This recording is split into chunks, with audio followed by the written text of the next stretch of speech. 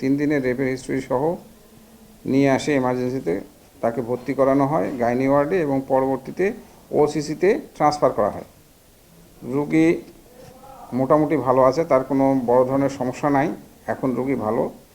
তার হিস্ট্রি মতো সে 3 দিন আগে রেপ হয়েছে।